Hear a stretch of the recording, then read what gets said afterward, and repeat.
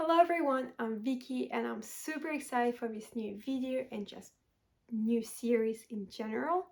So as you can tell by the title, this is going to be a book tag, so I'll answer some questions, you'll get to know me better and also get an idea of what you can expect from this new video series. I have my laptop here, so if I look down it's because I'm reading questions, but let's start. So first of all, why did I create this channel? So I created this channel with my twin sister. She has longer hair, for those that have seen our previous videos.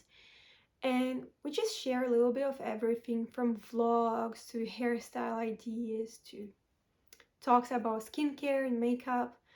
Um, and we just thought, why not create a series solely dedicated to books? Because we love reading, but we don't have a lot of friends. Actually, we don't have friends that read. And even if our parents do read, we just don't read the books we do. So we just thought it would be nice to have a series where we can talk about our thoughts, opinions, and give you all some recommendations on books and just have this nice little community that can just talk about anything and everything about books. So that's what you can expect from this series. Next question is, what are some fun and unique things that you're going to bring to the channel? Well, I always finish the book.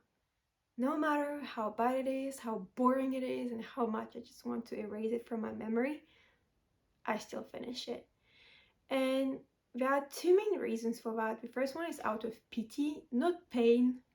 I'm not doing that because I like it, but because I feel bad for the author, because I know that we put a lot of time, effort, and love, hopefully.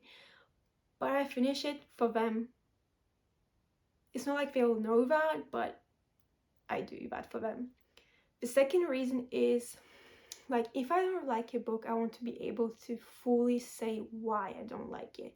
So of course, like, all the reviews and opinions are subjective, but I want to be able to give you a review as honest as I can. So if I don't like the book, like, sorry, my cat is meowing. But anyways, so basically, if I'm giving a review, I want to be able to tell you the elements that I liked and disliked. And I can only do that if I finish the book. So if you watch our videos, you'll know that 100% we finish the book. And so if we say something, let's say the world building was bad, it was bad during the whole book. Because you do have books that were bad in the beginning, but then super good at the end. So if we say that we didn't like something, it's because we actually finished the book and we didn't enjoy it. So that's something that my sister and I will always do it. It does take us more time to finish the book. Like, there was one book that took me a year to finish it because it was just awful. But then I was able to really give an honest review. So you can expect that on our channel. Then when did I get into reading? So my whole family reads, from grandparents to parents to us. So something that was always present. But I would say I started reading when I moved to another country where I didn't know the language. And the teacher there said that it would be great to read books because it's another way to get some new vocab and grammar that you don't always hear or see in your daily life. And it's true, like, my language skills really went up. So if you're learning a new language, like, pick up your favorite book, you'll at least know what it's talking about and you'll really increase your language skill. So that's how I started reading. It was more actually for school when you think about it, but then it turned into a hobby and passion. So next question, what books or series got you into reading? Geronimo Stilton, C.H. Stilton. I still have this book. Some of them are almost 20 years old. Loved it. Then this series with bats and another one with owls. I don't remember the name actually, but I loved it. I think I was 10ish, 11 years old, and I love books with animals as main characters. And another thing that really got me into reading is that the thicker the book was, because these books were pretty thick, like with the bat, if I remember correctly, the thicker it was, the more I saw it as a challenge and the more I want to read it. So for my Narnia fans, you know what I'm talking about. Like, if you have all these stories in the Narnia book, it's thick. So I loved reading it. And then Percy Jackson. As a teenager, hands down, Percy Jackson. I loved Greek mythology. I was obsessed with it. Does it always make sense? No, it really doesn't, but I still loved it. And so when you had books about it, I just devoured them. I would finish it in a few hours. And thanks to them, I actually aced my Greek exam. I remember we had a history part with mythology. I got an A. So thank you, Rick, for these amazing books. Next question is, why do I love reading? I mean, how else do you want to write a dragon or like date or like imagine dating a high fae of like 500 years old? You know what I mean? Like you're a dark, mysterious character. So it's a way to escape reality, honestly. I read a lot of fantasy, so of course I'm escaping reality, right? And it's just also really nice to be able to imagine your own world and character. Because when you watch a movie or like a series, everything is already imagined for you. You have the actors, you have the setup, so you don't really use your imagination, which is fine, but that's why I love books. Like, I want to use my imagination. Next question is, what challenges do I think I'll have in the beginning?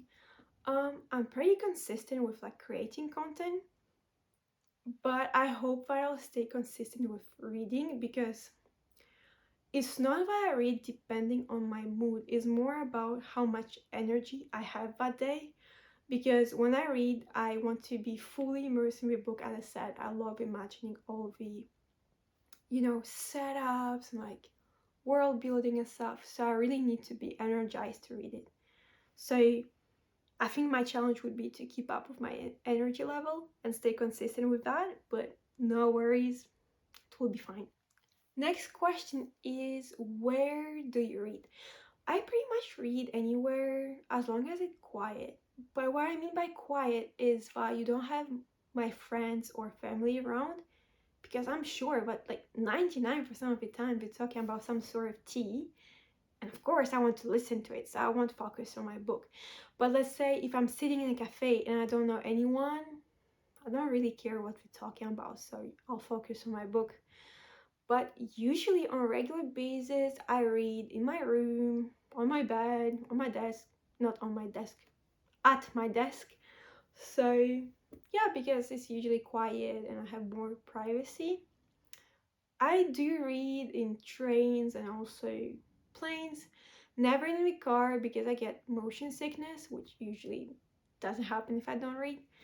But yeah, pretty much anywhere. As long as the book is fine, I don't really need a specific place. So the other question is, what is your favorite genre and least favorite genre? My favorite genre is hands down fantasy. Always loved it, whatever is book, movies, just love fantasy.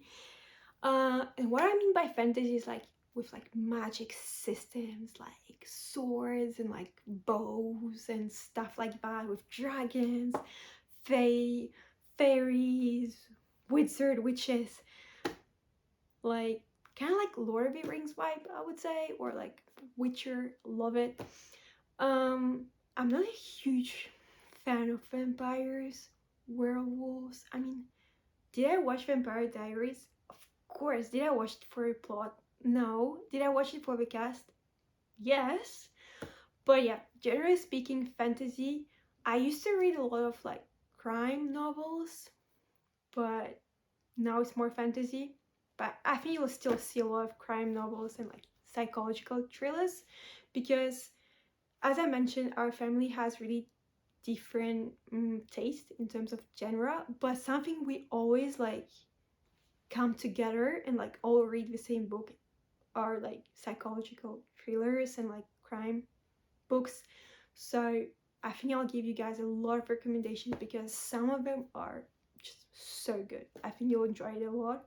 Even if you're not really into that genre, I think that you'll still enjoy them. But another thing that I want to bring to this channel is that even if it's not the book I'm like talking about is not your favorite genre, I really want to try to find books that get you out of your comfort zone, but at the same time you'll actually enjoy them. But now let's get back to my least favorite genre, horror. I don't like it. Whatever is movies, whatever is book, like I just want to be able to sleep, you know, like sleep. And if I read a horror book, I won't be able to. So yeah, I have a really vivid imagination, so it doesn't help. So I don't think you'll see a lot of them on this channel. Maybe if you recommend me a good one, I might read it just to for the experience, but it's definitely not a genre that you'll see a lot on this channel. Next question is what books I'm currently reading. Love this question. So that's the book I'm reading. I think in English it's Emily Wilde's Fairy Encyclopedia. So did I buy this book because of the cover? Yes. Does it fit my aesthetic? Yes, as you can see, it has a lot of beige and green, and my whole room is beige and green. So I bought it because of the cover. It's a fantasy book, of course. But what's interesting is so far I read only 35 pages, but when you see the cover, you would think the setup would be a forest, of course, but like summer or spring. This is set up in winter on an island somewhere up north in winter. And I'm like, okay, like you do have a forest, but it's not the same vibe. So I'm wondering if the setup will stay the same, kind of like this winter wonderland vibe, or it's going to change. So I'll keep you guys posted.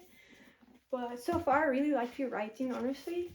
It's just really interesting because it's a mix of kind of like scientific, I mean it's an encyclopedia, right? So it's a bit scientific way of writing, but really easy to read. The next book is the Celtic Myths and Legends from Peter, I'll mispronounce the name, so we'll go with Peter B. Ellis. It's a thick book about mythology, and I'm a huge fan of mythology. So I'm not saying that I know everything about the Greek one, but I know enough now that I decided to switch it up, and I thought, why not Celts? And it's super interesting. What I like about this book, so how many pages I read so far? So it's only 57 pages, but what I like is the amount of information you have. It is so interesting. I usually don't do tandem reads. I most of the time focus on only one book. But here is so heavy on information, which is good, but at the same time it can be a bit heavy.